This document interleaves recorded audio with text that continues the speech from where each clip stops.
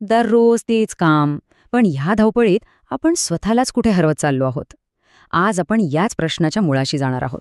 विचार करा, रोजचीच सकाळ, गजर वाजतो, डोळे उघडतात आणि तोच दिवस पुन्हा एकदा समोर उभा राहतो. तीच वाट, तेच चिताळ.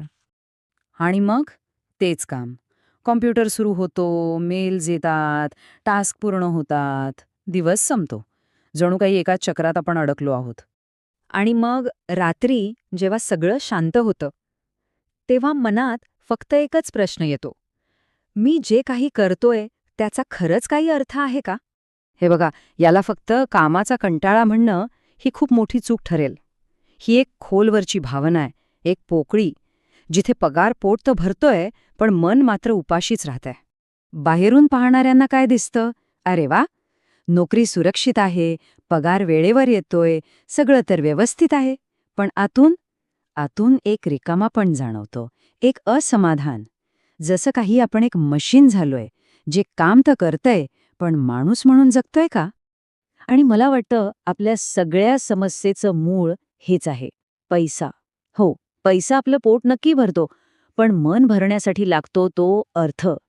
आणि तोच जेव्हा हरवतो ना, तेव्हा आतून सगळं पोखरल्यासारखं वाटतं. म्हणजे हे समजून घेणं खूप महत्वाचं आहे, की हा साधा शारीरिक थकवा नाहीये. हे त्याहून खूप खोल आहे. हे आपलं अस्तित्व, आपला हेतू, आपला पर्पज हरवण्याचं दुःख आहे. पण एक मिनिट थांबा. ही जी आतून पोकळी जाणवतीये, ते फक्त आपल्या कामाच्या डेस्कपुरतीच आहे का? की आपल्या आजूबाजूच्या जगातही असं काहीतरी महत्वाचं हरवतंय, ज्यामुळे हा एकटेपणा अजूनच वाढतोय? जसं कामातून अर्थ हरवलाय ना, अगदी तसंच आपल्या माहितीच्या स्रोतांमधनं म्हणजे बातम्यांमधनं सत्य हरवत चाललंय.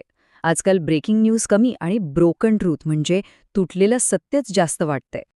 आधी कसं होतं, बातमी यायची, ती तपासली जायची, पडताळली जायची आणि मगच लोकांपर्यंत पोहोचवली जायची.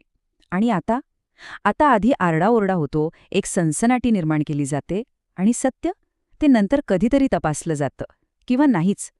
एक्सक्लुझिव्ह दाखवण्याच्या नादात खरं काय हे मागेच राहून जातं. म्हणजे गंमत बघा, TRP वाढली की सत्य कमी होतं आणि स्टुडिओमधल्या डिबेट वाढल्या की तथ्य मरतं. या आवाजाच्या गोंधळात खरं काय आणि खोटं काय हेच कळत नाही आणि सगळ्यात वाईट म्हणजे आपला वास्तवावरचा विश्वासच उडून जातो. तर कामातला अर्थ गेला, बातम्यांमधलं सत्य गेलं आणि हा हरवण्याचा सिलसिला आता आपल्या सगळ्यात मूलभूत गरजेपर्यंत येऊन पोहोचलाय. तो म्हणजे आपला श्वास. हो, श्वास. जिथे मोकळा श्वास घेणं हा हक्क नाही, तर एक रोजचा संघर्ष बनलाय.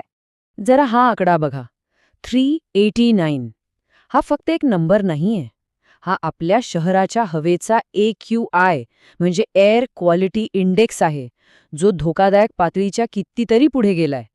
हे म्हणजे आपल्या फुफ्फुसांचा एक्सरेच आहे, जो सांगतोय की आपण श्वास घेत नाहीये, आपण विषारी धूर गिळतोय. आणि या एका गोष्टीवर कोणतीही तडजोड होऊच शकत नाही. शुद्ध हवा हा काही धर्म किंवा राजकारणाचा विषय नाही. तो आपला मूलभूत हक्क आहे.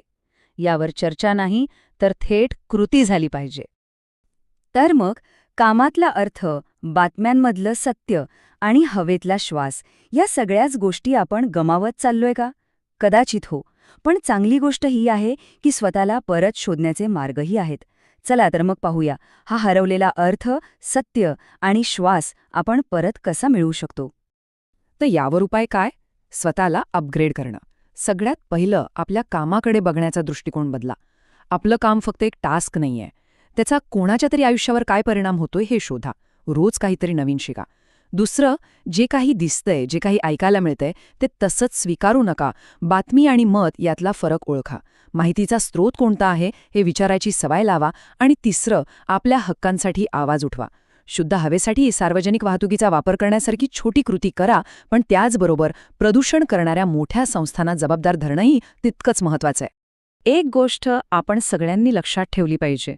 आयुष्य हे काही म्युझिक प्लेअरचं रिपीट बटन नाहीये. ते काहीतरी नवीन क्रिएट करण्याची, निर्माण करण्याची संधी आहे. रोज तेच काम असेलही, पण आपण तेच राहिलं पाहिजे असं काही नाही. त्यामुळे हा एक विचार नक्की करा. आपल्या कामात, आपल्या जगण्यात तो अर्थ शोधा. कारण तो जर नाही सापडला ना, तर एक दिवस आपण स्वतःलाच या धावपळीच्या गर्दीत कुठेतरी हरवून बसू. आणि जाता जाता फक्त एवढंच लक्षात ठेवा, जॉब तुमचं पोट भरतो